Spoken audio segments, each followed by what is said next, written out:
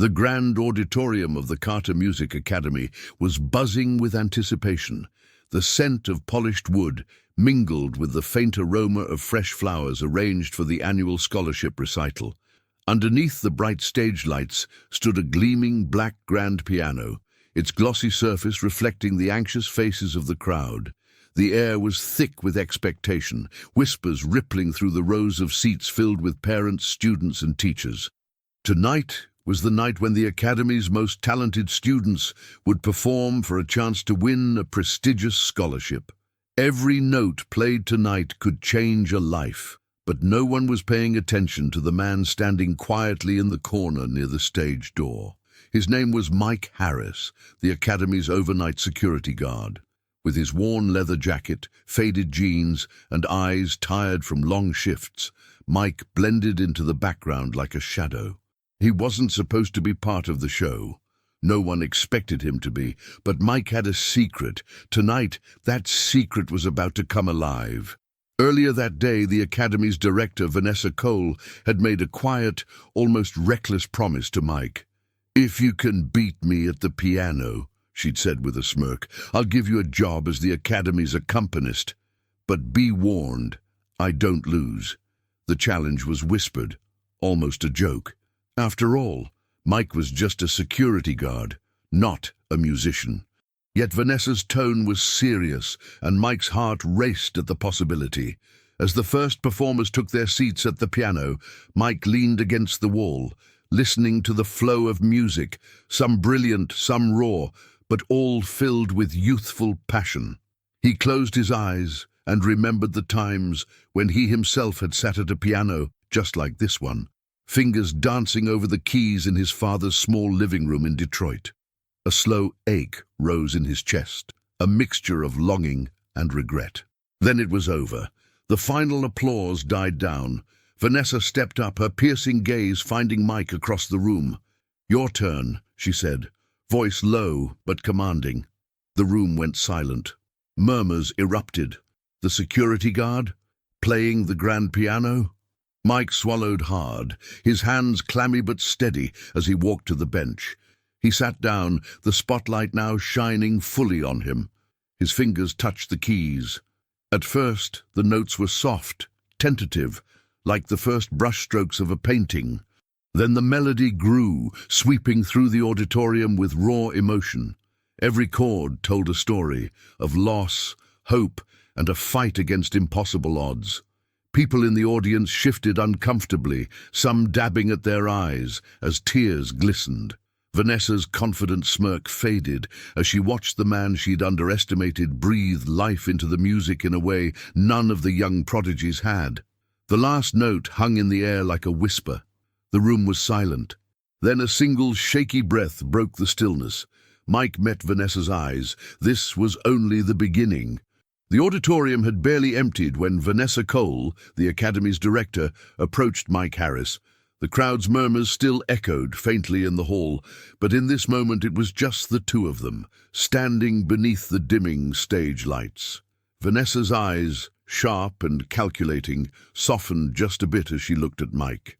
"You surprised me tonight," she admitted, her voice quieter now, almost hesitant. "No one expected you to play like that." Mike shrugged, running a hand over his close-cropped hair. "It's been a while," he said, his voice rough with years of disuse. "But the music never left me." Vanessa nodded thoughtfully. "Why security? Why hide the talent?" He looked away, his jaw tightening. "Life has a way of shutting doors when you least expect it." A silence settled between them. It wasn't the silence of discomfort, but something heavier, the weight of unspoken stories. Vanessa broke it. "If you're serious about this, about playing, then I want to hear more." Mike hesitated. For years he'd buried his past. The kid who dreamed of Carnegie Hall, the son of a renowned jazz pianist, was long gone. But here, in this moment, he felt the old fire flicker again. "Come by tomorrow evening," Vanessa said. "I want to see what you've got beyond tonight's performance." The next day, Mike returned after his shift. The Academy was quiet, the usual hum of life replaced by stillness and shadows. Vanessa was waiting in one of the smaller practice rooms, surrounded by stacks of sheet music and an old upright piano that looked like it had seen better days. "Here," she said, handing him a music book. "Show me what you can do." Mike sat down and began to play. His fingers moved carefully at first, then with growing confidence. The melody was different this time, softer, more intimate, like a conversation between old friends. Vanessa listened, her arms crossed but her expression growing warmer. After the last note, she smiled. "You've got skill, more than I imagined." Mike looked up, meeting her gaze. "Thanks, but that night was different. I was playing with everything I had left inside." Vanessa nodded. "And that's what matters." As the weeks passed, Mike and Vanessa began to meet regularly. She shared stories of the academy, its history, its struggles, and the expectations placed on its students. Mike shared pieces of his own past, growing up in Detroit, nights spent listening to his father's jazz records, the accident that ended his dreams, and the long years of working jobs that left his hands empty. Their conversations were a strange mix of mentorship and friendship. Vanessa's stern exterior cracked, revealing a woman who had faced her own battles, balancing ambition with compassion, discipline with understanding. One afternoon, Mike noticed a photo on Vanessa's desk, a younger version of her, smiling beside a piano with a trophy in hand. "Did you play?" he asked. She laughed softly. "Once, before life pulled me away. Now I'm the gatekeeper here." Mike nodded, sensing the weight behind her words. Despite their growing connection, tension simmered beneath the surface. The academy's atmosphere was charged. Some students whispered about Mike's challenge to the status quo. Others openly questioned his place. To many, he was an outsider, a guard pretending to be a musician. One evening, as Mike practiced in a nearly empty hallway, a familiar voice interrupted. "Nice playing," said Lucas Reynolds, the academy's star pianist. Tall, confident, with a smile that rarely reached his eyes. Mike didn't look up. "Thanks." Lucas leaned against the wall, watching. "You're good, no doubt, but this isn't your world. You're a security guard, not a concert pianist." Mike finally met his gaze. "Maybe it's time that changed." Lucas's smile twisted into a smirk. "You don't know what you're up against." Mike's jaw clenched. "Maybe not, but I'm willing to try."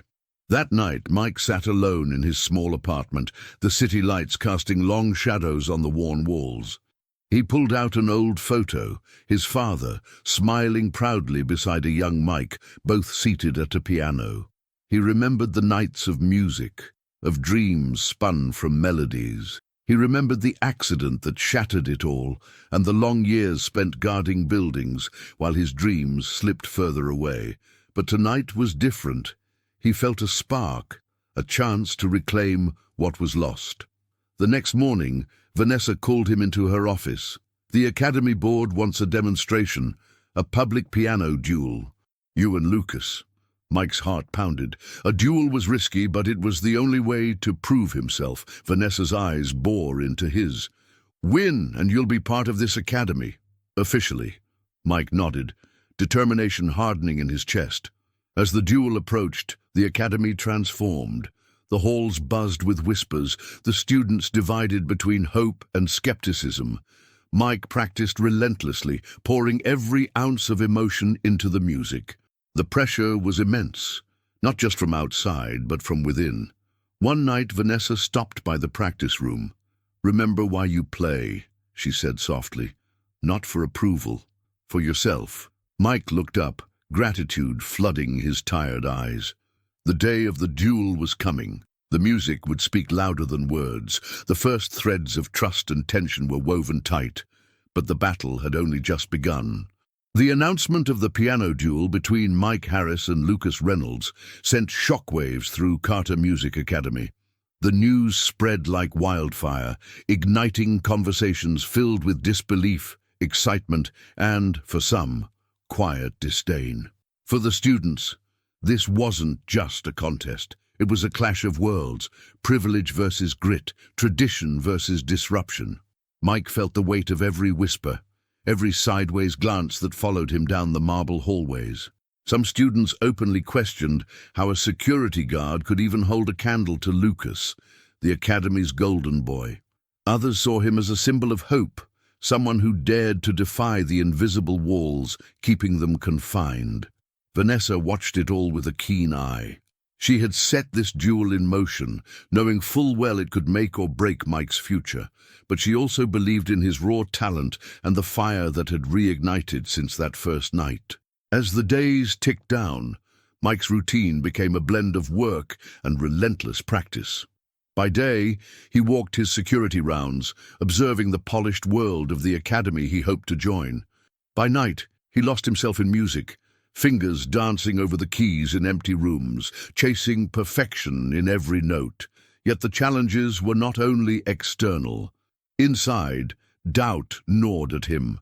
The accident that had forced him out of music still haunted his hands, sometimes trembling, sometimes stiff with pain. Could he really compete with Lucas, who had trained in concert halls since he was a child? One afternoon, as Mike practiced a difficult Chopin etude in a secluded practice room, a shadow appeared in the doorway. Lucas leaned against the frame, arms crossed, wearing that confident smirk that made Mike's skin crawl. "Trying to keep up?" Lucas teased, voice smooth but edged with sarcasm. Mike didn't stop playing. When the last notes faded, he finally spoke.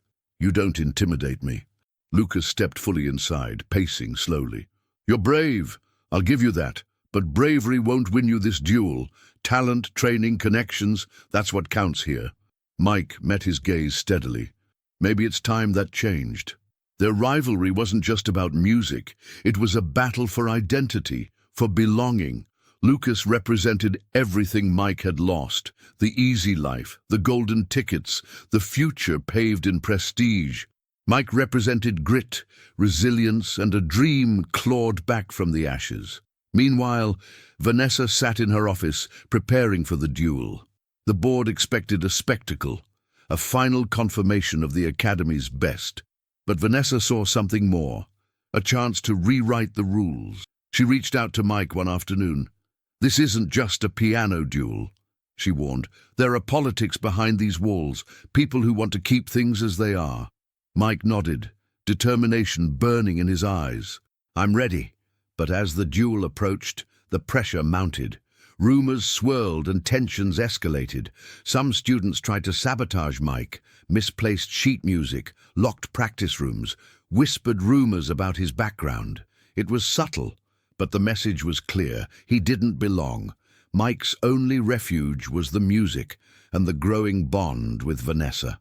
One evening, after a particularly grueling practice, she found him sitting alone at the piano, exhaustion and doubt etched into his face. "Why do you keep fighting?" she asked softly. Mike's voice was low, almost a whisper. "Because giving up isn't an option. Because this music, it's the only thing that ever made me feel alive." Vanessa nodded, understanding more than he realized. "Then fight with everything you have. Play with your soul." The night before the duel, Mike sat in his small apartment, fingers aching, but heart steady. He pulled out a faded photograph.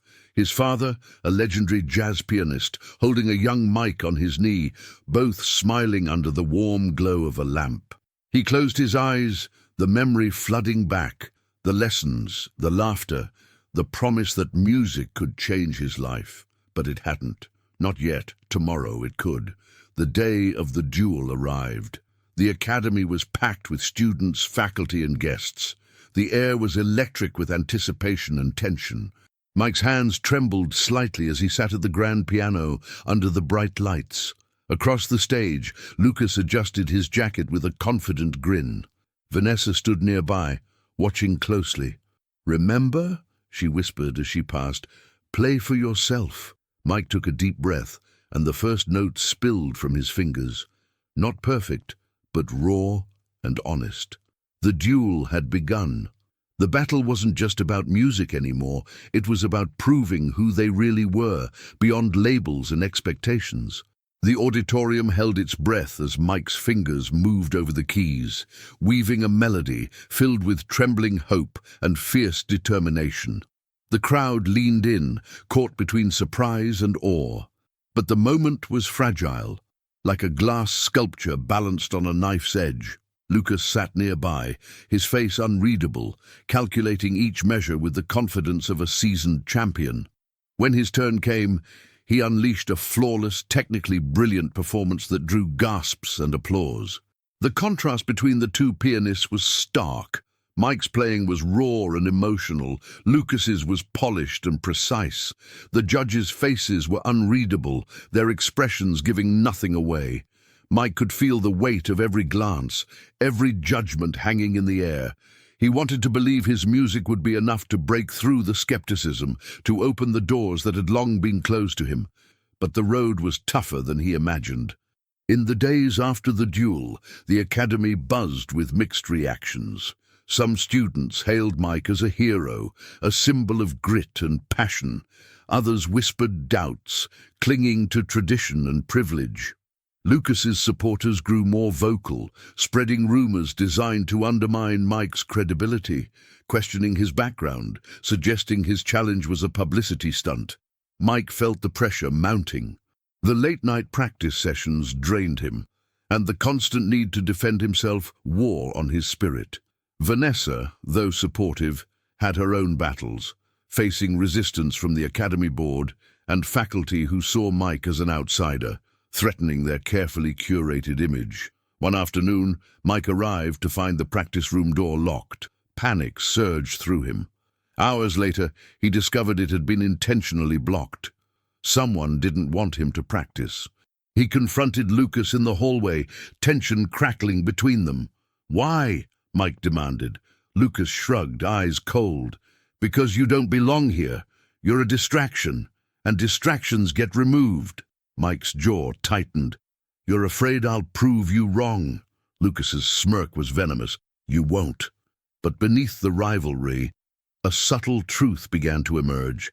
Lucas's confidence masked his own fears, the fear of losing control, of being overshadowed by someone who didn't fit the mold. Meanwhile, Vanessa sought to protect Mike, pushing the academy board to give him more support, but she faced opposition. Tradition held strong, and many were unwilling to accept change. One evening, Vanessa found Mike sitting alone at the piano in the darkened auditorium. His shoulders slumped, exhaustion etched deep in his face. "You're carrying too much," she said softly. Mike looked up, eyes weary but resolute. "I can't stop now. Not when I'm this close." Vanessa sat beside him. "You're not alone. We'll face this together." The months that followed were a battle on many fronts: music, politics, and personal struggle. Mike's playing grew stronger, but so did the obstacles. Misunderstandings with students, sabotage attempts, and the constant whisper of doubt wore at him. Yet amid the chaos, small victories flickered. May, a quiet student who admired Mike's courage, began practicing alongside him. Their friendship blossomed, a rare refuge of support and understanding. And then, late one night, Mike stumbled upon a forgotten corner of the academy, a room filled with old recordings and letters from past musicians. Among them was a letter from the academy's founder, speaking of music as a force that transcended barriers and changed lives. The discovery rekindled Mike's hope, reminding him why he started this journey. But just as things seemed to be turning, a devastating blow struck. During a faculty meeting, Vanessa was informed that the academy's board planned to cancel the upcoming recital, a decision aimed at preventing Mike's growing influence from disrupting the academy's image. The news hit like a storm. Vanessa confronted the board, fighting to keep the recital alive. Mike, hearing of the decision, felt the ground shift beneath him. All their efforts, all their struggles, threatened to unravel. As the academy's future, and Mike's place in it, hung in the balance, the pressure became almost unbearable. One night, standing alone at the grand piano, Mike whispered into the silence, "What else do I have to lose?" The answer came not in words, but in the haunting, beautiful music rising from his fingertips, music that carried the weight of every setback, every hope, and every fight yet to come. The walls around Mike were closing in, but his music was louder than ever. The tension inside Carter Music Academy was suffocating. The looming threat of cancelling the recital hung over every conversation, every step Mike took. But amid the turmoil, something unexpected surfaced, one quiet truth that would change everything. It was late one evening when Mike was practicing in the music library, a hidden sanctuary filled with dusty scores and forgotten memories. May, the shy student who had become his confidant, sat nearby, flipping through an old piano anthology. "Mike," she said softly, breaking the silence, "there's something you should know." He looked up, curious. She hesitated, then pulled out a faded photograph from her notebook. It was a picture of a young man sitting at the same grand piano in the auditorium, hands poised confidently, eyes filled with determination. "Do you recognize him?" May asked. Mike's breath caught. The man in the photo was his father. May smiled gently. "My grandmother used to be a student here. She told me stories about your father, how he was one of the Academy's brightest stars before everything changed." For the first time in years, a flood of memories crashed through Mike's mind. The nights of music lessons, the dreams shared with his father, and the accident that shattered it all. "I didn't know," Mike whispered, voice thick with emotion. May reached out, her hand resting lightly on his arm.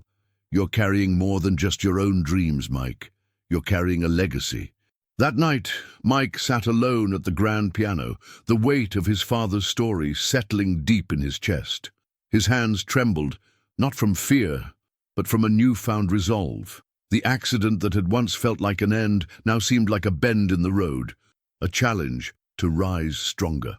The next morning, Vanessa called him into her office. Her expression was serious but hopeful. "The board has decided to reinstate the recital," she said. "Your story, your talent, it's already changing this place."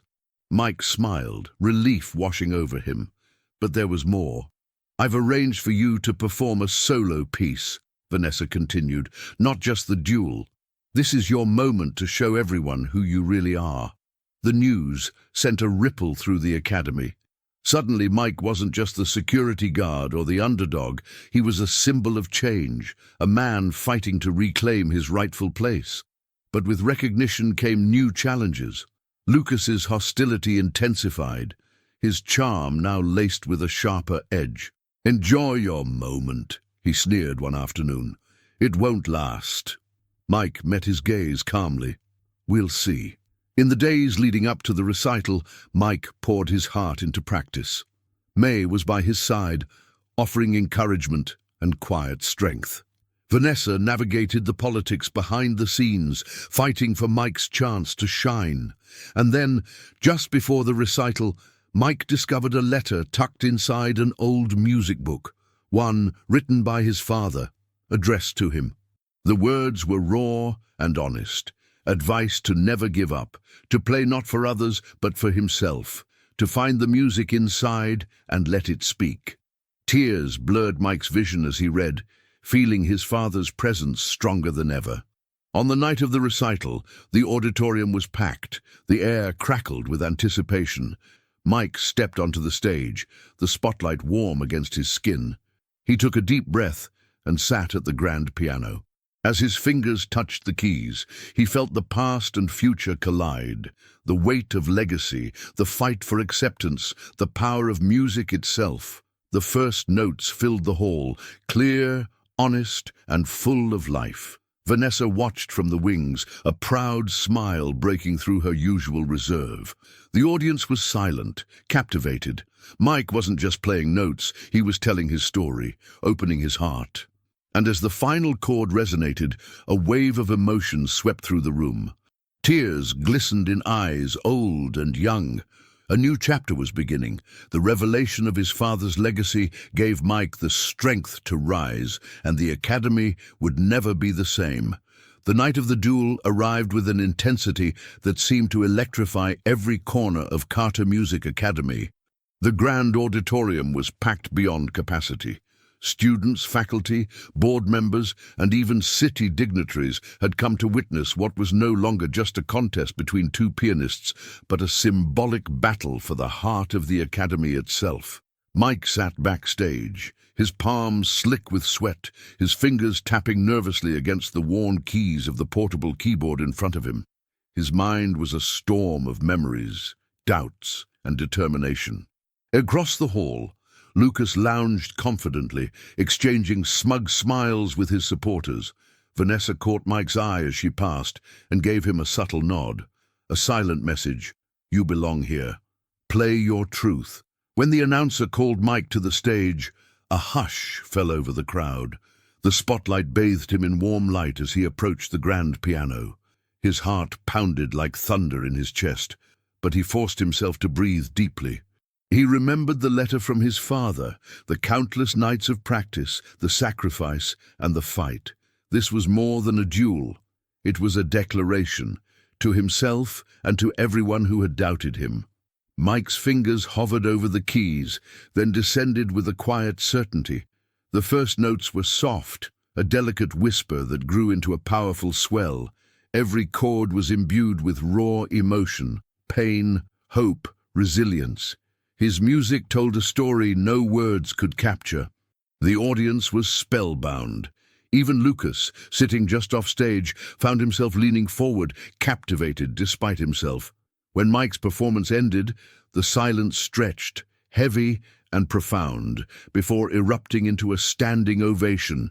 Tears glistened in many eyes, including Vanessa's. Now it was Lucas's turn. He launched into a technically flawless performance, fast, precise, dazzling. The crowd applauded loudly, impressed by his skill. But beneath the spectacle, there was something missing: the soul, the raw honesty Mike had poured into his music. As the judges conferred, tension rippled through the room. Then, with a final look between Vanessa and the head judge, the decision was announced. Mike Harris had won. The room erupted. Cheers, applause, and even Lucas's stunned silence filled the space. Lucas stood, his confident facade cracking. He approached Mike, extending a hand. "You played well," Lucas said quietly, grudging respect in his voice. Mike shook his hand, the weight of victory settling on his shoulders. "Thanks. It's only the beginning." Vanessa joined them on stage, beaming. "Welcome to the academy, Mike." That night, as the crowd spilled into the streets, Mike stood outside the building, the city lights shimmering around him. He thought of his father, of every setback, every moment of doubt, and how far he had come. He wasn't just a security guard anymore. He was a musician, a fighter, a man who had reclaimed his dreams, and the music would never stop. The duel was over, but Mike's journey had only just begun. The days following the duel blurred into a strange mix of quiet victories and subtle challenges. Mike's life was no longer defined by the night shifts he used to patrol, but by the music that poured from the grand piano every morning at Carter Music Academy.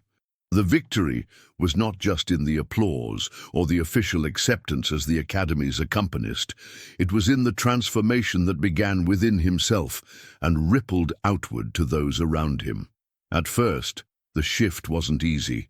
The Academy was an institution steeped in tradition, where prestige and pedigree often mattered more than heart. Some students still whispered, casting furtive glances toward Mike as if he were a ghost from a different world, one they barely understood. His presence disrupted the comfortable order, forcing many to question their assumptions. Lucas Reynolds, once the untouchable golden boy, now bore a quiet respect, tinged with frustration. The competitive edge that had defined him was softened by a grudging acknowledgement of Mike's talent and grit. Their rivalry remained, but it had evolved into something more nuanced, a mutual recognition born of shared passion for music. Vanessa Cole, the director who had dared to challenge the Academy's status quo, worked tirelessly behind the scenes. The board's resistance to change simmered beneath polite meetings and official minutes. But the tide was turning. Mike's journey had opened a door for others, students from less privileged backgrounds, those whose voices had been silenced or ignored. One crisp autumn afternoon, Mike stood in the sunlit practice room, surrounded by a small group of students who gathered eagerly for his informal lessons. May, now blossoming under his mentorship, smiled as she played a gentle melody beside him. The room hummed with the soft sound of hope and determination.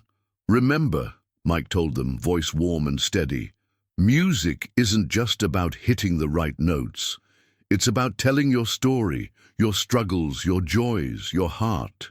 A young girl, no older than 10, raised her hand shyly. "But what if people don't believe in me?" Mike knelt down to meet her eyes. "Then you have to believe twice as hard for both of you." Later, walking the quiet halls after the students had left, Mike reflected on how far he'd come. The worn photo of his father still sat on his desk at home, a reminder of legacy, loss, and love. He thought about the accident that had almost silenced his dreams, and the fire that had reignited in the darkest moments.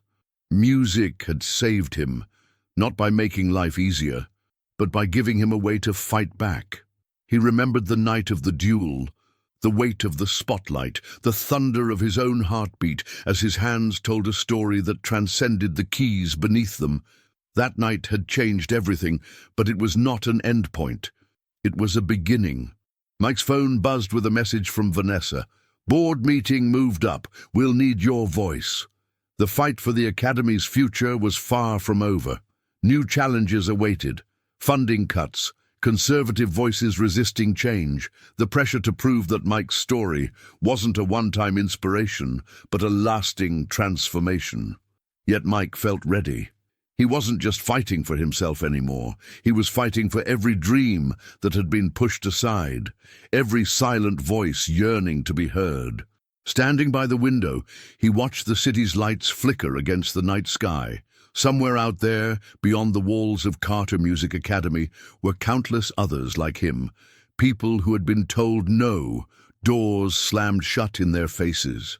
Mike closed his eyes, the faint hum of a piano melody in his mind, a song of resilience and hope. He whispered to himself, not as a promise, but as a declaration, "This is just the beginning, and I will play until they hear us all." As the last notes faded into the night, Mike smiled, ready for the journey ahead.